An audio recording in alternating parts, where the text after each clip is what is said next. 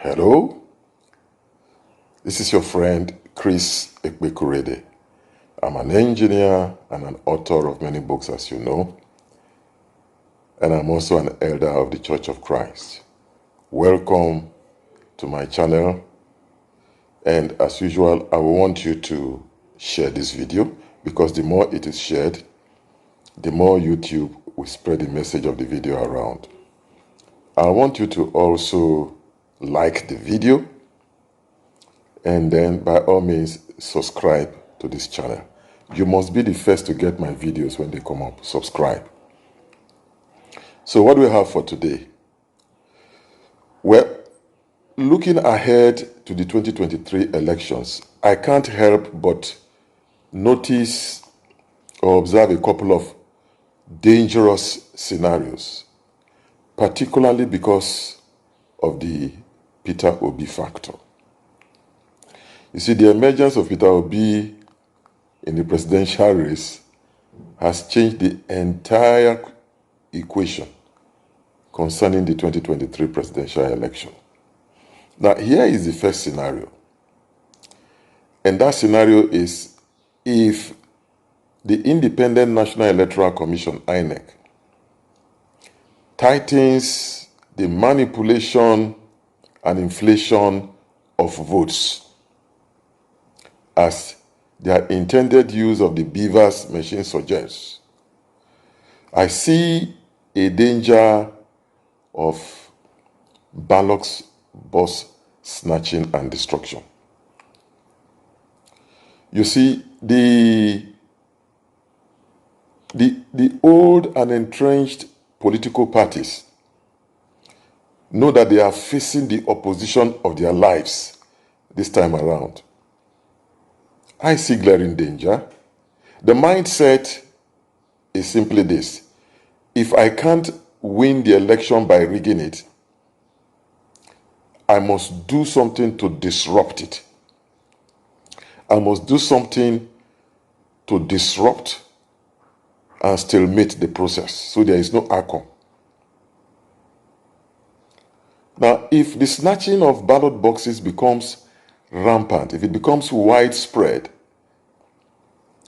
it could scuttle the election process and create tension across the land.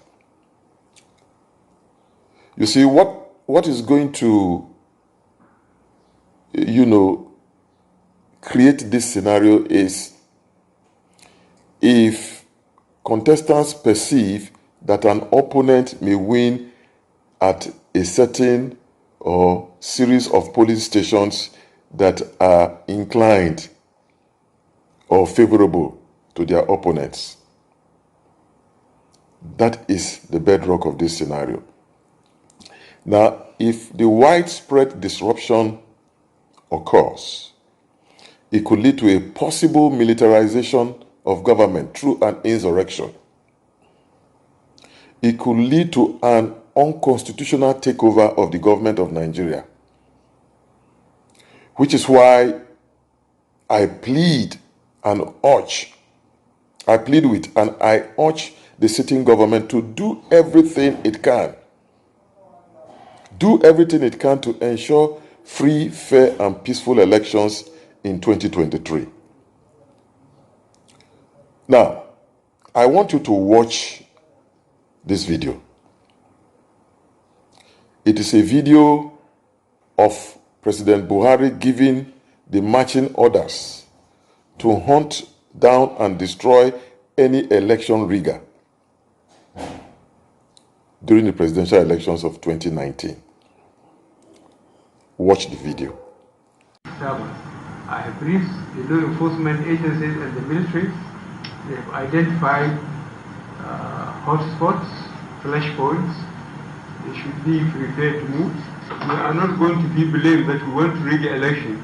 I want Nigerians to be respected. Let them vote whoever they want across the parties. I'm not afraid of it. I am going to, as you said, the whole 36 states in Abuja, I went round. I think I have got enough support across the country. So I am going to warn anybody who thinks he has enough influence in his locality to lead a body of facts to snatch boxes or to disturb the voting system. He will do it at the expense of his own life. Thank you very much. Did you see that? Now, although President Muhammadu Buhari has signed the new Electoral Act into law, an act that creates a possibility for more transparent elections going forward. And although the president's media spokesman, Femi Adesina, has spoken about Buhari's intention to have free and fair elections, I must say that I haven't seen anything that suggests that Buhari takes a stance similar to that powerful stance he took in 2019 against the rigging of the elections next year. I haven't seen it. You know, it leads one to ask, is it because he is not on the ballot this time around? Taking that position is something that I have prayed that the president will do. Because the 2023 elections offer President Buhari the last chance to etch his name in gold. It offers him the opportunity to save a bit of his face after how he has failed Nigerians.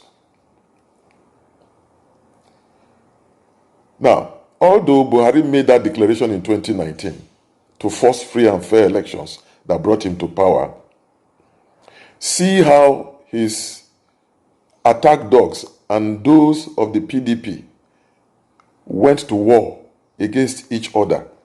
The president did not say APC or PDP member, anybody who snatches ballot boxes. Since yesterday, PDP has been crying foul, and so it is clear to Nigerians who are those who snatch ballot boxes. And that is what the PDP has been doing since yesterday. So I want to tell Nigerians there's nothing wrong with that statement. Whoever wants to snatch ballot boxes, be prepared to pay for it with your life. If you are struck dead, that is what they call justification and excuse.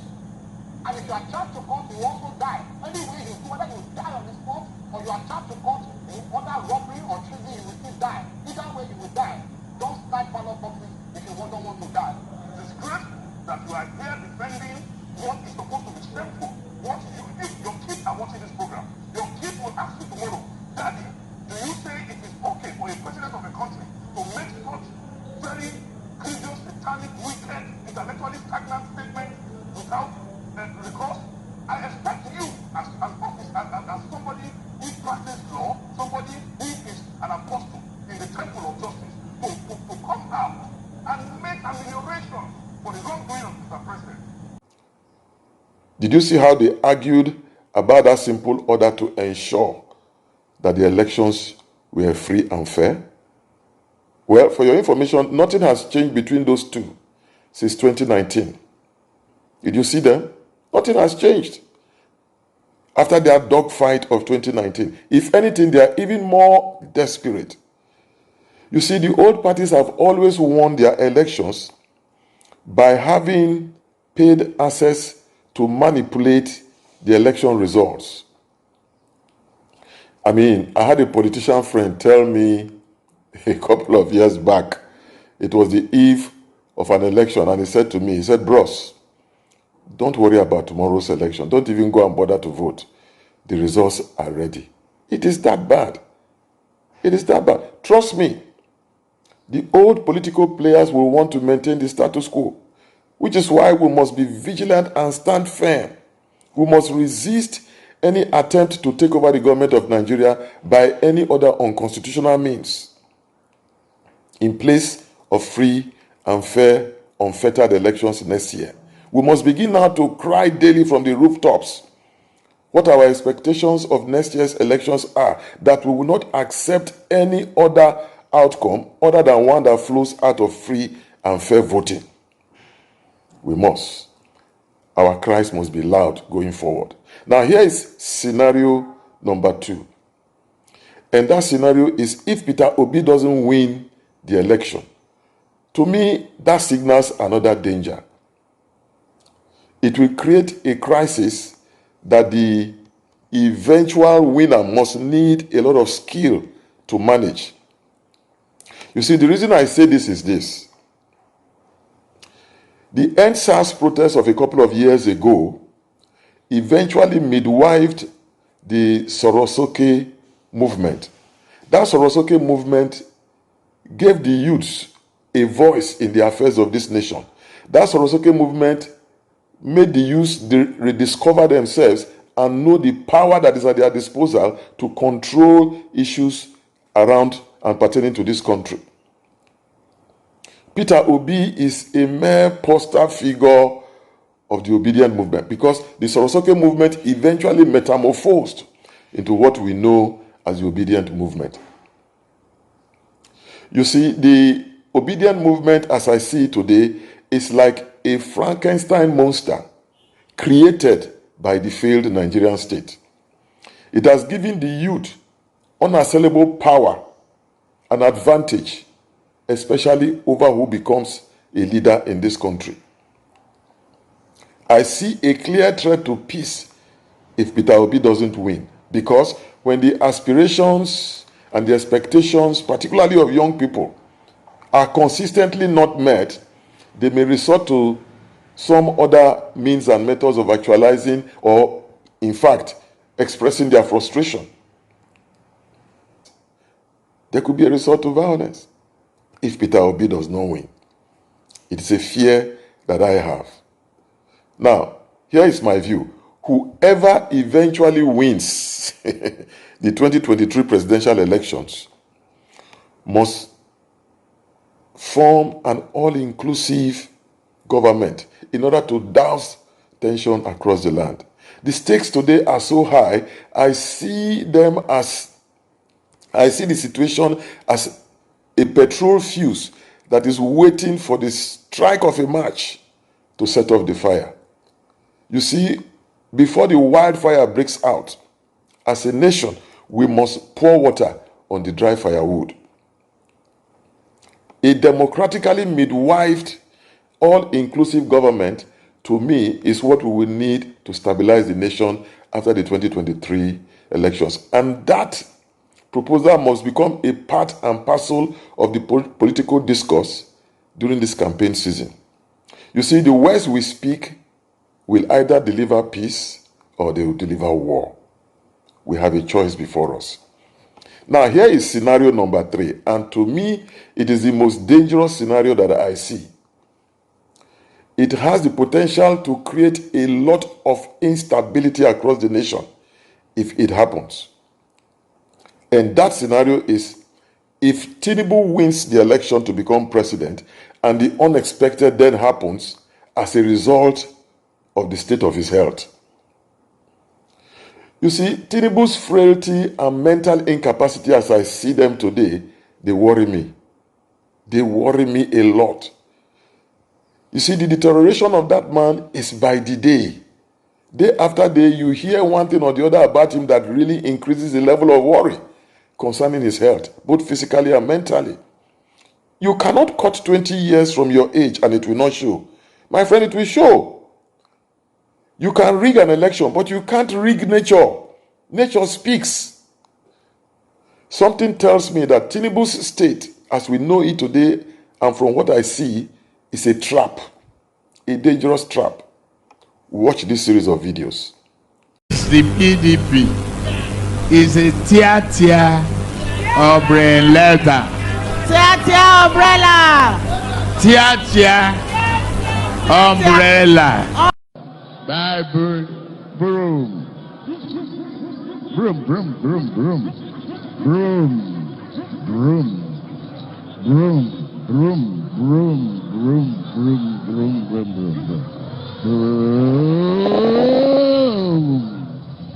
broom. God bless Nigeria. God bless Nigeria. God bless BD APC. APC.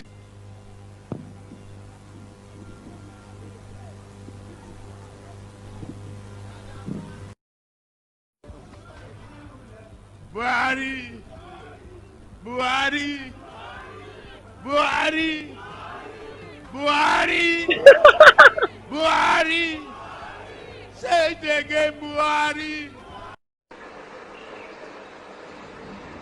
Oh, the climate change,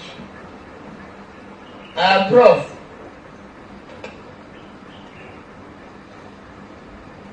It's a question of how do you prevent a church rat from eating a person's Holy Communion?